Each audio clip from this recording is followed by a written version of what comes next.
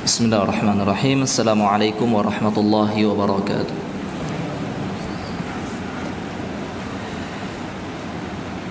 Alhamdulillahi rabbil alamin, wassalatu wassalamu al-atammanil akmalani ala al-mab'uthi rahmatan lil alamin wa ala alihi wa sahbihi ajma'in wa man sara wa salaka nahjahum ila yaumiddin, amma ba'd. Allahumma 'allimna ma yanfa'una wanfa'na warfa'na bima 'allamtana wa zidna 'ilman wa 'amala wa faqihna fid din. Allahumma arzuqna al-ikhlas fi aqwalina wa a'malina ya rabbal alamin. Ikhwati wa akhwati fillah, a'azzakumullah. Alhamdulillah, kita bersyukur kepada Allah Subhanahu wa taala yang masih memberikan kepada kita kesempatan untuk berubudiyah, beribadah kepada Allah Subhanahu wa taala di hari ini. Allah masih berikan kepada kita kesempatan untuk hidup di hari ini, masih bisa berinvestasi akhirat, ya, masih bisa memanfaatkan waktu kita untuk memperbanyak tabungan akhirat kita, memperbanyak bekal dalam perjalanan kita menuju Allah Subhanahu wa taala. Karena sejatinya dunia ini adalah stasiun pemberhentian sementara dalam perjalanan panjang kita mudik pulang kampung, ya, kembali kepada akhirat, kembali kepada Allah Subhanahu wa taala. Maka dunia ini tempat kita berhenti sebentar. Allah berikan kita waktu untuk di stasiun ini, kalau ingin membeli bekal terlebih dahulu, ya, untuk mengumpulkan bekal terlebih dahulu, karena memang perjalanan itu panjang. Maka kalau seandainya kita bandingkan kehidupan dunia ini dengan kehidupan akhirat, maka jauh sekali, ya. Dunia kita paling hidup berapa tahun? 60-an tahun, 70-an tahun, ya. Dan banyak yang mati muda. Banyak orang yang mati muda, banyak orang yang meninggal umur 20-an tahun, ada yang meninggal umur 30 tahun gitu. Sedangkan ketika kita mati nanti di kuburan itu mungkin lebih panjang dari masa hidup kita. Ya. Kita saja merdeka sudah berapa tahun? 80 tahun gitu. Kalau seandainya pahlawan-pahlawan itu hidup 60 tahun, ya, 70 tahun, maka ketika mereka dikuburkan di tahun 45 itu, maka masa di kuburan itu lebih panjang daripada masa mereka hidup di dunia ini. Maka dunia itu tempat pemberhentian sementara, sebentar saja. Perjalanan setelah ini tuh jauh lebih panjang. Di alam barzakhnya sudah lama, kemudian nanti berdiri di padang mahsyar itu 50.000 tahun sebelum ditegakkan hisab oleh Allah Subhanahu wa taala. Kemudian setelah itu proses hisab, proses pemaparan amal. Kemudian setelah itu masih ada timbangan. Setelah itu masih ada berjalan di atas sirat, di atas neraka jahannam. Kemudian berada dalam surga atau neraka Allah Subhanahu wa taala, dalam kehidupan yang abadi. Makanya ketika Allah Subhanahu wa taala menceritakan bagaimana orang-orang yang nanti ketika berada di padang mahsyar itu, ya, Allah Subhanahu wa taala mengatakan yauma yarawnaha, ya, ka'annahum, apa kata Allah Subhanahu wa taala, ka'annahum yauma yarawnaha lam yalbathu illa 'ashiyatan aw duhaha. Mereka merasa mereka hidup di dunia itu cuma waktu duha atau waktu sore, udah sebentar, 1 jam paling. Ya, ketika kapan? Ketika kita bangun dari mimpi panjang ini. Ya, ya seperti kita tidur terus bermimpi panjang, ya. Ternyata ketika kita bangun ternyata tidurnya baru 3 jam. Tidurnya ternyata baru 4 jam. Maka seperti itulah ketika nanti kita dibangunkan oleh Allah Subhanahu wa taala setelah kematian kita akan merasakan bahwasanya dunia itu hanyalah seperti kita sedang bermimpi di dunia ini. Oleh karenanya teman-teman sekalian, ya, perbanyak bekal. Jangan pernah melupakan bahwasanya dunia ini akan berakhir. Jangan pernah lupa bahwasanya kita itu sedang berjalan menuju akhirat kita. Jangan pernah lupa bahwasanya dunia ini fana. Dia bakal hilang, dia bakal kita tinggalkan. Ya. Silahkan mencari hal-hal yang bermanfaat di dunia ini, tapi jangan sampai hal tersebut memalingkan kita dari tujuan kita sebenarnya diciptakan oleh Allah Subhanahu wa taala. Memalingkan kita dari kehidupan yang abadi. Baik. Dan di malam hari ini kita akan melanjutkan kembali kajian kita membahas amalan-amalan hati, a'malul qulub. Dengan berpedoman dengan kitabnya Syekh Khalid As-Sabat, hafizahullah taala wa fakki asrahu.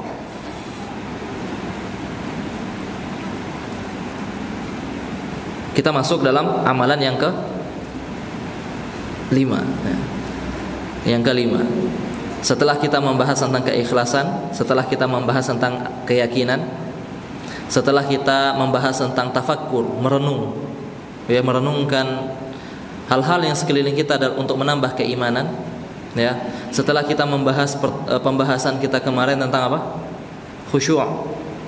Dan di sini beliau akan membahas pembahasan kelima tentang rasa diawasi oleh Allah Subhanahu wa taala. Rasa selalu diawasi oleh Allah. Kita harus punya rasa dalam hati kita, Allah selalu lihat kita. Allah lihat kita. Dan inilah sebenarnya kunci dari semua problematika yang ada terjadi di zaman ini. Ya. Ketika seorang itu merasa bahwasanya Allah selalu melihatnya. Ya, karena zaman ini itu zaman dosa itu bisa dilakukan dengan mudahnya, ya, tanpa ada yang bisa ngawasi itu. Dosa yang bisa dilakukan, dosa yang mudah untuk dilakukan dimanapun dan kapanpun. Orang dulu melakukan dosa, tidak terbayang ada orang yang melakukan dosa dulu itu di dalam masjid itu tidak ada. Tidak ada orang pergi ke masjid untuk melakukan dosa, tidak ada. Orang kalau ingin melakukan dosa dia pergi keluar masjid, tidak mungkin dia ke masjid, gitu. Karena tidak mungkin melakukan dosa dalam masjid. Ya, mungkin gak zina di dalam masjid? Tidak mungkin. Zaman sekarang mungkin. Ya, zaman sekarang dosa zina pun mungkin untuk dilakukan. Ya mungkin bukan zina besar, tapi zina kecil itu mungkin untuk dilakukan di dalam masjid. Selesai sholat atau menunggu antara dua sholat, atau menunggu antara azan dan iqamah, sangat-sangat memungkinkan. Orang sangat mudah zaman sekarang di luarnya berpenampilan soleh, kemudian ketika dia masuk dalam rumahnya, masuk dalam kamarnya, ternyata dia bisa menjadi orang yang paling bermaksiat pada Allah Subhanahu wa taala tanpa diketahui dan disadari oleh orang lain. Ya, di dalam masjid, ya, di dalam masjid orang bisa membuka HP-nya, gitu. Kemudian apa yang ditonton di situ? Banyak hal, ya, banyak hal. Di Instagram lah, di TikTok lah, di YouTube lah, ya, muncul banyak hal di situ. Padahal kita sedang berada di rumah Allah Subhanahu wa taala, tempat paling mulia, bagian bumi yang paling dicintai oleh Allah Subhanahu wa taala. Tapi kita masih bisa buka hal-hal lain. Ya. Ketika kita sendirian, tidak ada orang yang melihat, bisa kita buka HP kita lagi. Terlalu besar godaan di zaman sekarang. Terlalu besar godaan di zaman sekarang. Apa yang membuat kita bisa terhenti dari melakukan itu? Rasa senantiasa diawasi oleh Allah Subhanahu wa taala. Allah Azza wa Jalla mengatakan ma yalfidhu min qaulin illa ladaihi raqibun atid. Tidaklah ada kata yang terucapkan yang keluar dari lisan kita kecuali di situ ada malaikat yang senantiasa mengawasi, kata Allah. Tidak hanya Allah Subhanahu wa taala, tapi ada malaikat-malaikat Allah di sekitar kita. Ada malaikat-malaikat Allah di sekitar kita yang senantiasa mengawasi kita, yang senantiasa melihat gerak-gerik kita. Setiap kata itu diawasi oleh Allah Subhanahu wa taala. Ya, maka penting sekali ya di era digital ini, di zaman ini, kita membahas tentang muraqabah, rasa diawasi oleh Allah Subhanahu wa taala, karena ini benteng terkuat. Benteng terkuat. Korupsi misalkan, ya, kenapa terjadi? Karena tidak ada rasa diawasi oleh Allah Subhanahu wa ta'ala, sehingga santai untuk melakukan dosa itu. Yang penting orang tidak tahu. Padahal Allah sudah menyindir, yastakhfuna minan nasi wa la yastakhfuna minallah. Mereka itu mungkin bisa bersembunyi dari manusia, tapi mereka tidak bisa sembunyi dari Allah. Allah lihat kita, Allah lihat kita. Berapapun kita ambil harta orang, Allah lihat dan Allah catat itu. Ya.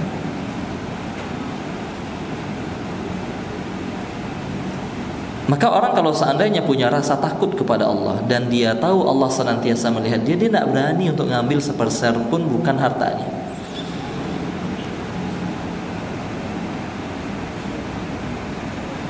Ketika misalkan sedang ujian, ya, nyontek, gitu, nyontek. Maka kita, siapa orang yang berani nyontek? Orang yang merasa bahwasanya selama pengawas tidak melihat saya, berarti aman, gitu. Terus di mana Allah Subhanahu wa taala, coba? Di mana Allah Subhanahu wa taala? Tidakkah Allah lihat kita? Yang lebih parah lagi apa? Orang ujian agama nyontek, gitu. Gimana? Terus soalnya apa? Sebutkan dalil atau ayat yang menjelaskan bahwasanya Allah senantiasa melihat kita. Terus dia nyontek temannya. Padahal pembahasan soalnya adalah tentang ayat Allah senantiasa lihat kita. Ada yang nyontek. Gitu. Maka sebenarnya adalah itulah yang dikatakan bahwasanya pemimpin adalah cerminan dari rakyat. Rakyatnya memang kayak gitu. Rakyatnya udah kayak gitu. Maka ketika rakyat ini jadi pemimpin, dia akan melakukan hal yang sama, gitu. Maka berkali-kali anak di sini kayak sempat katakan bahwasanya rakyat itu dia marah sama pemimpinnya bukan karena pemimpinnya sekedar korupsi, bukan. Tapi karena apa? Karena bukan kita yang di situ, gitu. Itu saja. Kalau jujur-jujuran ya, karena kita bukan kita yang di situ. Buktinya apa? Buktinya ketika kita ada kesempatan untuk mencurangi harta seseorang, kita akan lakukan. Ketika minjam uang hilang. Ketika kita berbisnis dengan orang lain, tidak amanah. Ketika ujian nyontek. Ketika buat makalah plagiat. Ketika buat skripsi pakai joki. Ujian masuk kuliah ada jokinya juga. Gitu. Terus tiba-tiba kita keluar bilang apa? Koruptor. Lah kita kan udah nyontek, kita juga melakukan hal yang sama, gitu. Sehingga orang-orang seperti ini ketika dia naik ke atas, Anda mengharapkan apa? Orang-orang yang sekarang meninggal nih, digantikan sama anak-anak muda, ada perubahan? Tidak bakal ada perubahan. Karena memang asalnya seperti itu, gitu. Mau digantikan berapa kali pun, kalau seandainya rasa takut kepada Allah itu, takut Allah lihat kita sedang melakukan maksiat itu tidak ada, ya, tidak ada, itu akan hancur, akan gagal. Tidak akan ada pemimpin yang akan jujur di situ. Ya, maka sebelum kita menyalahkan orang lain, introspeksi diri kita. Gitu. Ya, sudahkah siap? Kita pengennya pemimpin penguasa yang jujur ya. Tapi sudahkah siap rakyatnya? Sudahkah siap rakyatnya? Gitu. Makanya ketika datang orang-orang Khawarij, kelompok-kelompok menyimpang yang mengkafirkan kaum muslimin karena melakukan dosa besar, mereka datang ke Ali bin Abi Thalib, lalu dia mengatakan apa?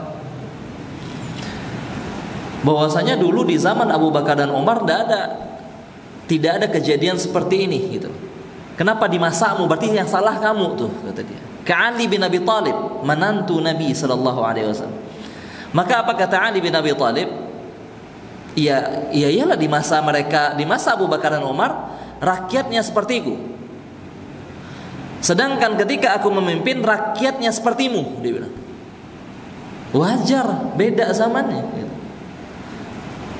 Tidak akan siap orang di masa itu ketika yang memimpin Umar bin Khattab radhiyallahu taala anhu. Di zaman sekarang antum berharap yang memimpin antum Umar?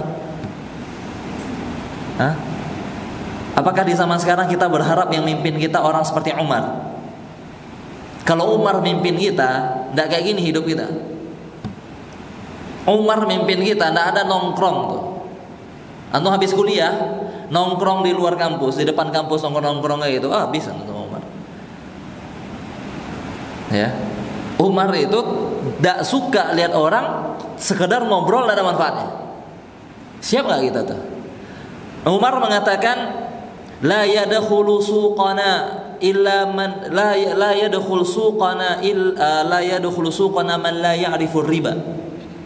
Tidak boleh masuk pasar kami, tidak boleh masuk pasar nih orang yang tidak paham tentang hukum riba. Bayangkan, antum di sini udah paham hukum riba belum? Ekonomi udah paham secara detail belum hukum riba? Masalah-masalah riba. Belum boleh bisnis sama Umar bin Khattab. Gitu. Ya, jadi kembali kita ke pembahasan, introspeksi dengan diri kita. Kita sudah punya rasa takut itu belum? Kita sudah merasa punya sifat muraqabah, kesadaran bahwasanya Allah senantiasa lihat kita atau belum? Ini harus kita tumbuhkan dalam diri kita, dalam lingkungan kita, dan kita sebarkan kepada rakyat-rakyat ini. Karena antum yang akan jadi pemimpin besok. Antum yang akan jadi pemimpin besok. Pupuklah rasa itu dari sekarang. Rasa diawasi oleh Allah Subhanahu wa taala. Al-Imam Ibnu Qayyim rahimahullahu taala mengatakan, muraqabah itu apa? Merasa diawasi itu maksudnya gimana? Beliau mengatakan, dawamu ilmil abdi wa tayaqqunihi bittila'il haqqi jalla wa ala zahirihi wa batinihi. Kesadaran dan keyakinan bahwasanya Allah Subhanahu wa taala terus mengawasi kita, lahir dan batin. Tidak hanya sekedar fisik loh. Hati pun Allah awasi. Ya. Karena Allah alimun bidzati sudur. Allah mengetahui semua yang ada dalam hati kita. Allah mengetahui mata-mata khianat, ya'lamu kha'inatal a'yuni wa ma tukhfis sudur. Allah itu tahu mata-mata berkhianat dan apa-apa yang disembunyikan dalam hati, Allah tahu semuanya. Itu muraqabah. Ketika antum sadar, ada kesadaran terus-menerus dan keyakinan bahwasanya apa? Setiap antum bergerak Allah lihat. Jangankan gerakan kaki kita, mata gerak itu Allah tahu.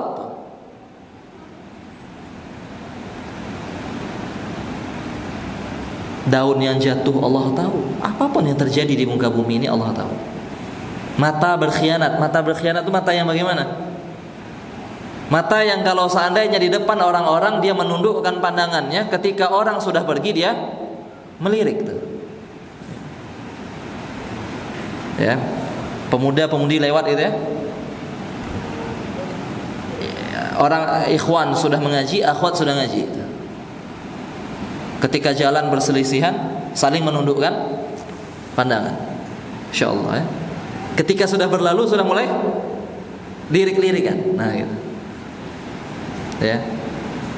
Lagi duduk sama teman-teman, oh ya, masya Allah. Tapi mata agak lirik ke sana tuh. Itu mata-mata pengkhianat kata Allah. Qadul basarnya tuh cuma untuk jaimnya, untuk jaga image-nya aja udah. Bukan karena Allah Subhanahu wa ta'ala. Ya, mata-mata yang melirik kepada sesuatu yang diharamkan oleh Allah Subhanahu wa ta'ala. Ya'lamu kha'inatal a'yun. Allah tahu tuh mata-mata yang kayak gitu kata Allah. Maka rasa diawasi oleh Allah Subhanahu wa ta'ala. Antum sadar, muraqabah itu ketika kita sadar dan yakin bahwasanya tidak ada satu tempat dan tidak ada satu waktu pun kecuali Allah tahu apa yang kita lakukan. Sekecil apapun gerakan itu, bahkan apa yang dalam hati pun Allah tahu. Dalam hati pun rencana-rencana licik busuk kita itu Allah tahu. Ya, bahkan dalam sebuah hadis Nabi sallallahu alaihi wasallam mengatakan, "Innallaha la yanzuru ila suwarikum wala ila amwalikum." Allah itu tidak melihat. Allah itu tidak fokus pada apa? Pada tampilan kalian atau pada harta kalian. Nah, itu yang Allah lihat. Nah, itu yang Allah lihat. Walakin yanzuru ila qulubikum wa a'malikum. Akan tetapi yang dilihat oleh Allah Subhanahu wa taala adalah hati dan amalan kalian. Allah lihat hati dan amalan kita. Apa yang kita lakukan dan apa yang kita fikirkan itu Allah tahu. Ya, maka kalau seandainya rasa ini sudah ada, maka kita akan takut untuk melakukan sesuatu yang diharamkan oleh Allah Subhanahu wa ta'ala. Allah itu alim, Maha mengetahui. Allah itu basir, Maha melihat. Allah itu latif. Allah itu tahu hal-hal detail sekalipun. Allah paham, Allah ngerti. Dan Allah melihatnya. Tak ada satupun yang tersembunyi dari Allah Subhanahu wa ta'ala.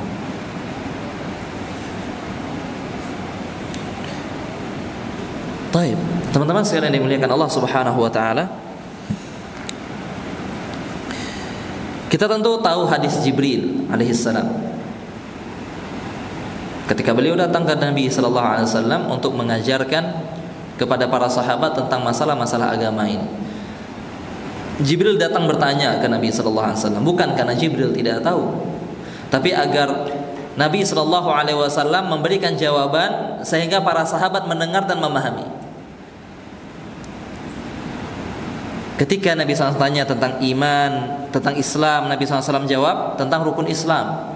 Ketika ditanya tentang iman, Nabi SAW jawab dengan rukun iman. Kemudian Nabi SAW ditanya tentang al-ihsan. Kemudian kemudian Nabi SAW menjawab, an ta'budallaha ka'annaka tarahu fa illam takun tarahu fa innahu yarak. Engkau beribadah kepada Allah Subhanahu wa taala dalam kondisi seolah-olah Allah ada di hadapanmu, engkau lihat Allah. Fa illam takun tarah.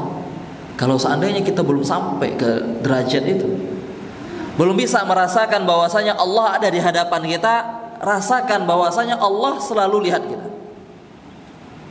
Itu muraqabah. Itu yang rasa selalu diawasi dan dilihat gerak-geriknya oleh Allah Subhanahu wa ta'ala. Maka coba kita bayangkan kalau seandainya kita merasa ada yang selalu ngawasin kita. Misalkan antum lagi melamar seorang akhwat gitu ya, lamaran gitu. Ya, tiba-tiba antum merasa bahwasanya calon mertua ngutus mata-mata, melihat gerak-gerik antum dan sebagainya. Apa yang antum lakukan? Tentu nggak akan melakukan hal-hal yang membuat antum akan ditolak oleh calon mertua itu. Kita akan jaga sikap kita akan jaga perilaku kita. Kenapa? Ada yang ngawasi.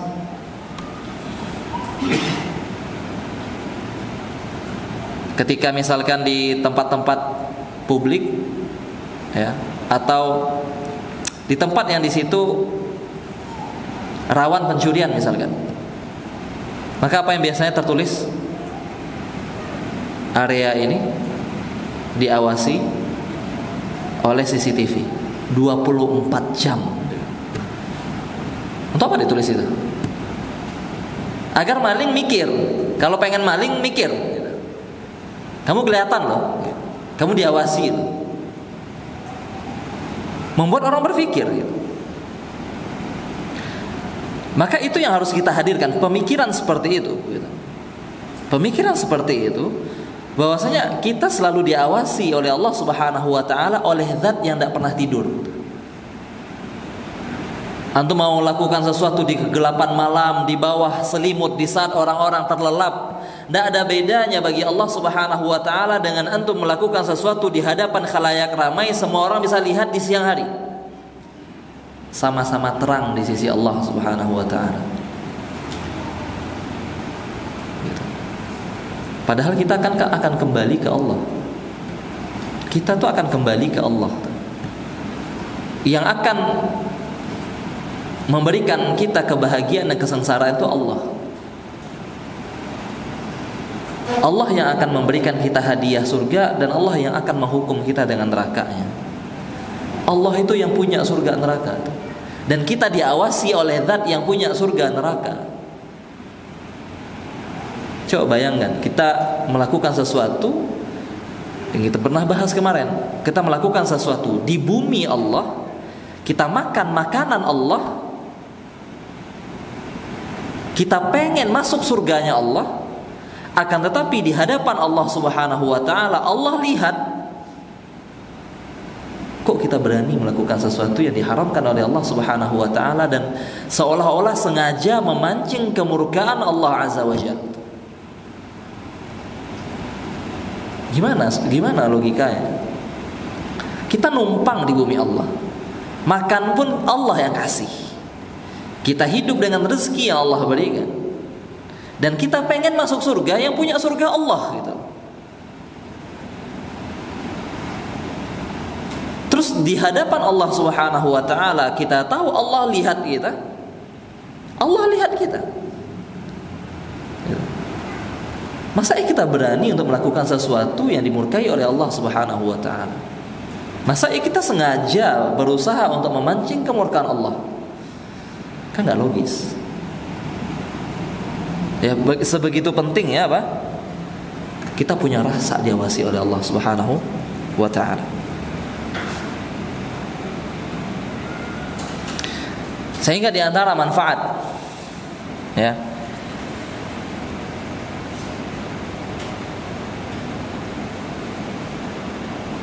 di antara manfaat yang bisa kita dapatkan ketika kita memiliki rasa muraqabah, senantiasa diawasi oleh Allah Subhanahu wa taala. Kalau seandainya kita sudah punya rasa itu, kita yakin, kita sadar penuh bahwasanya Allah lihat kita, maka akan muncul dan lahir dari situ sikap beradab kepada Allah Subhanahu wa taala. Hilang kekurang ajaran kita kepada Allah. Kenapa? Akan timbul rasa malu dan takut kepada Allah Subhanahu wa taala. Malu kita semua.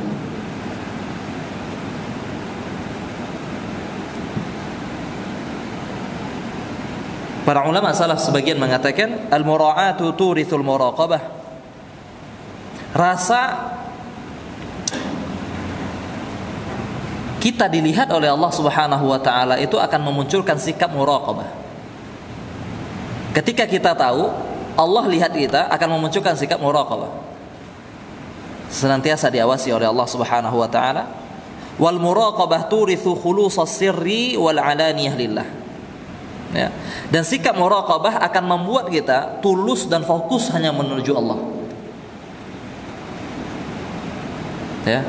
Maka dalam perbuatan kita memikirkan Allah, dalam perkataan kita mikirkan Allah. Karena kita tahu kalau seandainya kita lakukan ini Allah lihat, kalau seandainya kita melakukan dosa Allah lihat, kalau seandainya kita melakukan ini Allah murka? Kalau seandainya saya mengatakan ini Allah dengar dan Allah nanti murka sama saya? Akan muncul rasa-rasa seperti itu. Ketika apa? Ketika kita tahu bahwasanya Allah lihat dan dengar kita.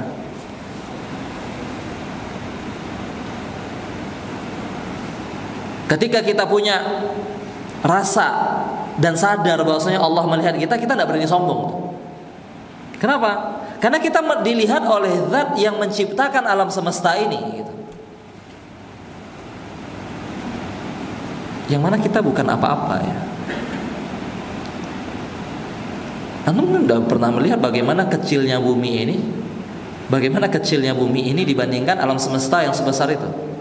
Kalau bumi yang besar ini saja kecil kalau dibandingkan dengan ciptaan Allah yang lainnya, langit, terus kitanya seberapa?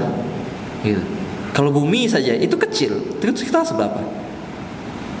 Dan Allah lihat kita itu, gimana bisa sombong? Gimana bisa sombong?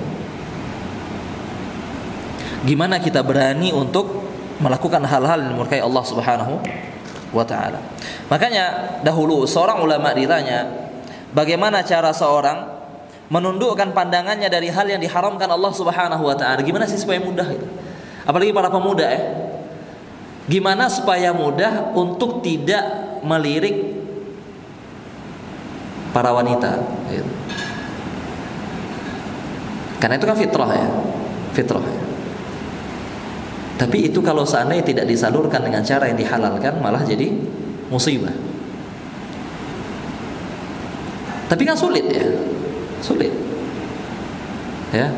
Cantiknya gimana saja, agak eman kalau nggak dilihat, ya. Kayak gitu. Maka ulama ini menjawab apa? Bi'ilmihi anna ru'yatallahi ta'ala sabiqatun ala nadharihi dzalikal mahdhur. Dengan merasakan bahwasanya pandangan Allah Subhanahu wa ta'ala itu lebih dulu lihat kita sebelum kita lihat akhwatnya. Antum belum lihat, Allah dah lihat antum. Kita belum lihat yang haram, Allah dah lihat kita, gitu. Pandangan Allah sudah lebih cepat tuh. Belum kita melihat, Allah sudah lihat kita, gitu. Maka jangan sampai kita melakukan sesuatu yang diharamkan oleh Allah, yang memancing kemurkaan Allah, sedangkan kita tahu Allah sedang lihat kita. La taj'alillah ahwana nadhirina ilaik.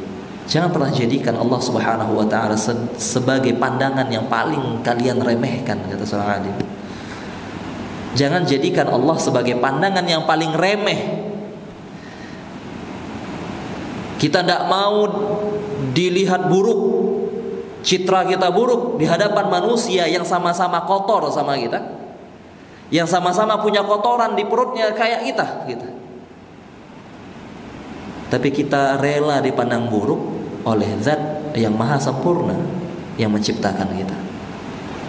Itu kan tidak logis. Cuman akal itu yang mati ketika kita bahas tentang Allah Subhanahu wa ta'ala. Seringnya seperti itu. Maka dengan rasa muraqabah selalu diawasi oleh Allah Subhanahu wa ta'ala, ya, akan muncul rasa ingin takut untuk tidak beradab di hadapan Allah, takut kalau kurang ajar di hadapan Allah. Dan rasa itu, perbuatan yang seperti ini akan membuat kita dekat dengan Allah Subhanahu wa ta'ala. Ketika kita sudah dekat dengan Allah, itu pun akan memudahkan langkah kita menuju surga Allah Subhanahu wa ta'ala. Makanya muraqabah itu disebut sebagai pondasi amalan-amalan lain. Muraqabah itulah yang membuat hidup kita lebih tenang. Kenapa? Karena kita tidak haus validasi. Ketika kita melakukan kebaikan, kita tidak haus validasi, kita tidak butuh orang tahu itu. Kenapa? Karena kita tahu Allah sudah tahu. Wa ma taf'alu min khairin ya'lamhu Allah. Segala kebaikan yang kalian lakukan, sekecil apapun itu, Allah tahu, kata Allah. Allah tahu. Sehingga kita tidak butuh validasi, gitu. Kita tidak perlu orang itu tahu. Ya. Ketika kita melakukan kebaikan, kita tidak perlu orang lihat, karena kita tahu Allah lihat kita. Dengan begitu apa? Kita hidupnya lebih tenang. Karena orang yang haus validasi hidupnya akan resah. Ketika dia melakukan sesuatu, tidak ada orang lihat, wah berat ya. Tidak ada orang muji, berat dia. Tapi bagi orang yang beriman, yang merasa bahwasanya Allah senantiasa lihat dia, mendengar perkataannya, dia akan rajin berzikir gitu. Kenapa? Karena dia tahu Allah dengar perkataan. Ketika tidak ada orang lihat, antum rajin sedekah. Sampai-sampai dikatakan oleh Nabi SAW, ya, hatta la ta'lamu shimaluhu ma tunfiqu yaminuhu. Sampai-sampai tangan kiri pun tidak tahu apa yang diinfakkan oleh tangan kanannya. Karena dia tidak butuh, begitu. Kenapa dia tidak butuh? Karena dia tahu Allah lihat. Untuk apa dia perlu validasi dari seorang manusia yang tidak memberikan dia apapun, gitu. Manusia yang sama-sama ada cacatnya, manusia yang sama-sama ada aibnya. Untuk apa lagi itu kalau seandainya dia tahu zat yang maha sempurna, yang menciptakan dia, pemilik alam semesta, zat yang maha kaya, maha segala-galanya, sudah lihat dia, untuk apa lagi? Untuk apa lagi dia dilihat oleh yang lain? Kapan itu kalau seandainya kita punya rasa diawasi oleh Allah Subhanahu wa ta'ala? Dari rasa muraqabah akan muncul keikhlasan yang kemarin kita bahas. Dari muraqabah kita akan muncul rasa khusyuk kita kepada Allah Subhanahu wa ta'ala. Itu pentingnya muraqabah. Senantiasa kita merasa diawasi oleh Allah Subhanahu wa ta'ala. Selalu merasa diawasi oleh Allah Subhanahu wa ta'ala. Nah, ini yang bisa kita bahas di malam hari ini. Ya, insyaallah kita akan bahas di pertemuan berikutnya tentang kiat-kiat bagaimana agar kita bisa merasakan selalu diawasi oleh Allah Subhanahu wa ta'ala. Bagaimana caranya untuk memunculkan muraqabah, rasa untuk diawasi. Kita tahu sebenarnya Allah itu lihat kita, tahu kita Allah lihat kita. Tapi terkadang apa? Keyakinan itu masih belum muncul gitu. Kita tahu Allah lihat kita. Kalau ditanya pasti kita bilang, antum tidak tahu Allah lihat antum. Tahu gitu. Cuman apa? Perbuatan dan praktek kehidupan kita menunjukkan seolah-olah Allah tidak lihat kita gitu. Allah tidak mengawasi kita. Ya, maka itu yang akan kita bahas di pertemuan berikutnya. Barakallahu fikum. Itu yang bisa kita bahas. Semoga Allah berkahi pertemuan kita pada malam hari ini. Ada pertanyaan? Adzan dulu mungkin? Adzan dulu. Ustaz, ada yang bertanya dari akhwat. Assalamualaikum Ustaz, juga bertanya berkaitan dengan kebaikan yang kita lakukan, bolehkah kita meminta validasi dari suami? Kemudian kapan dan siapa saja manusia yang perlu kita minta validasi tentang kebaikan kita? Jazakumullahu khairan.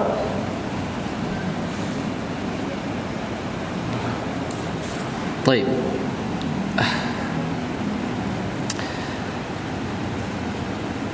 Bolehkah seorang istri ketika melakukan kebaikan minta validasi dari suami? Butuh validasi dari suami?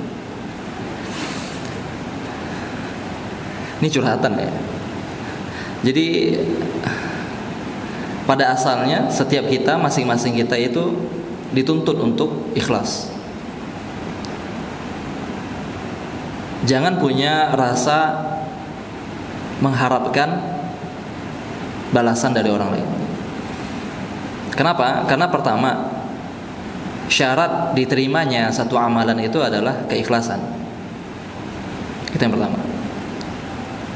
Ketika Allah Subhanahu wa ta'ala menceritakan tentang penghuni surga, Allah menyebutkan wa yut'imuna at-ta'ama 'ala hubbihi miskinan wa yatiman wa asira. Mereka adalah orang-orang yang suka memberikan makanan yang dia suka. Jadi bukan makanan sisa ya, makanan yang dia suka dia bagikan ya kepada anak yatim, kepada orang miskin dan kepada tawanan perang. Lalu mereka mengatakan innama nut'imukum liwajhillah, sesungguhnya kami ngasih kalian itu liwajhillah,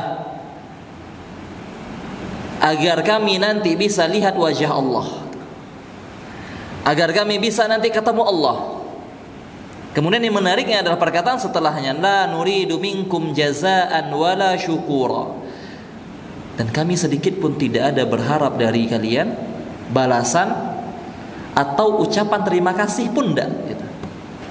Jangankan balasan, ucapan terima kasih pun kami tidak inginkan.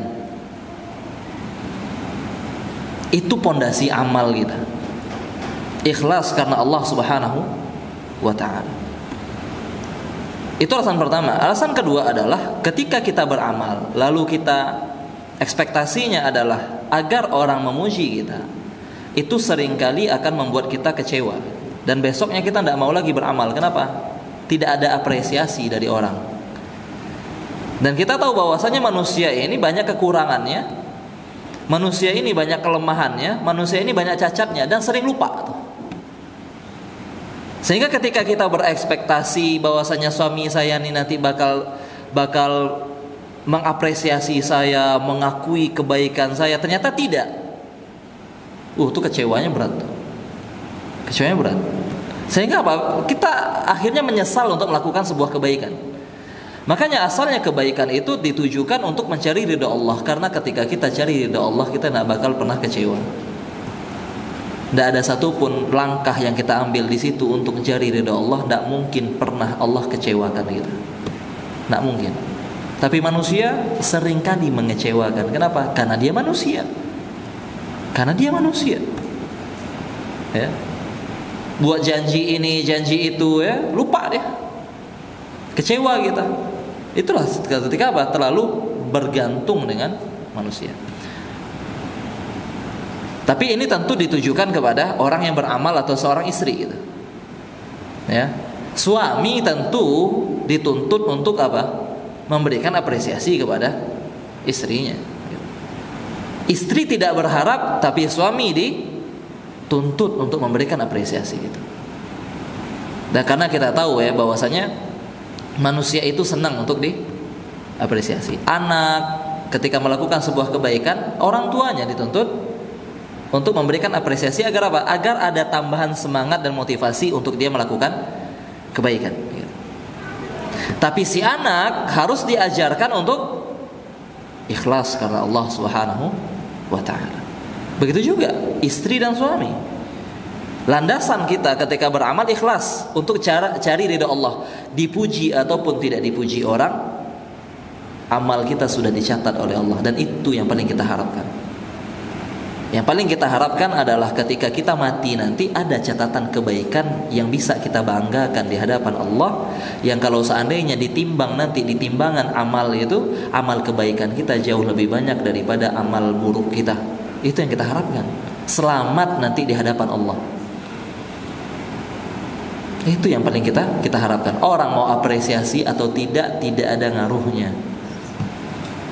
Tapi kalau seandainya suami mengapresiasi, bagaimana Ustaz? Alhamdulillah, bonus. Gitu. Kalau seandainya ketika istrinya melakukan kebaikan, ternyata suaminya melihat itu, ternyata suaminya mengucap, Masya Allah, istriku soleha sekali ya, besok uang jajan naik, dia bilang. Alhamdulillah, syukur. Gitu.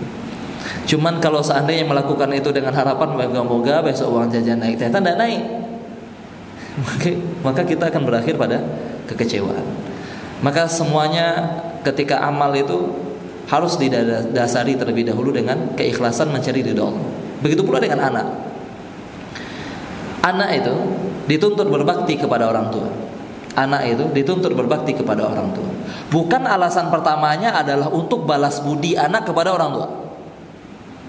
Ini perlu digarisbawahi. Tapi untuk apa? Untuk cari ridha Allah. Untuk cari ridha Allah. Kenapa saya harus berbakti kepada orang tua saya? Karena Allah yang menciptakan saya nyuruh itu. Itu yang pertama. Bagaimanapun sikap orang tua memperlakukan kita, ada yang namanya dengan sekarang apa? Inner child. Apa? Luka masalah kecil. Saya tidak bakal bakti sama orang tua saya. Kenapa? Karena orang tua saya tidak kayak gitu. Orang tua Anda tidak memperhatikan Anda.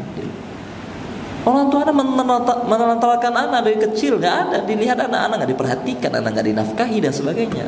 Tidak, bakti kita itu tujuannya bukan untuk itu dulu. Itu sisi alasan berikutnya. Tapi alasan pertama itu karena Allah yang menciptakan kita, nyuruh kita lakukan itu. Mau orang tua apresiasi kita, mau orang tua bagaimanapun, enggak, yang penting Allah gitu. Makanya kita katakan tadi, mengapa sikap muraqabah itu membuat kita bahagia? Karena kita lapang, karena kita akan tidak ada beban ketika melakukan satu amalan. Karena kita tidak tunggu validasi orang lain. Gitu. Kenapa sholat malam itu menjadi sholat terbaik, sholat sunnah terbaik? Karena sholat malam itu tidak butuh validasi. Karena sholat malam itu melatih kita untuk tidak perlu memberitahu orang lain tentang amal kita.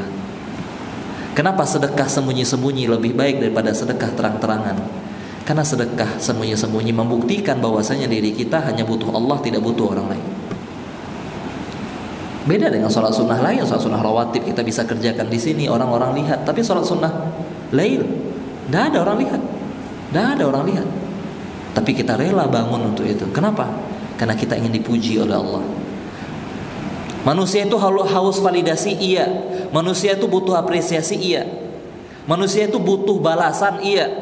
Dia perlu untuk itu sifat manusia. Tapi jangan sampai salah arah. Kemana kita arahkan? Ke Allah Subhanahu wa ta'ala. Kita hanya butuh validasi dari Allah, kita hanya butuh apresiasi dari Allah. Ya, kita hanya butuh hadiah dari Allah, selesai. Kita hanya butuh dibalas oleh Allah. Kalau seandainya kita sampai ke tahap ini, yakinlah, kita akan tenang dalam melakukan apapun. Aktivitas kita tidak akan terbebani dengan apapun lagi. Kita tidak peduli dengan pandangan orang. Selama Allah ridha dengan saya tidak peduli dengan pandangan orang. Itu merdeka tuh. Lepas dari cengkraman pujian makhluk tuh. Dia tidak peduli bahwa antum mau cela ana, antum mau puji ana tetap jalannya di sini. Antum mau terima kasih sama ana, terima kasih sama ana akan tetap lakukan kebaikan ini. Tidak ada peduli.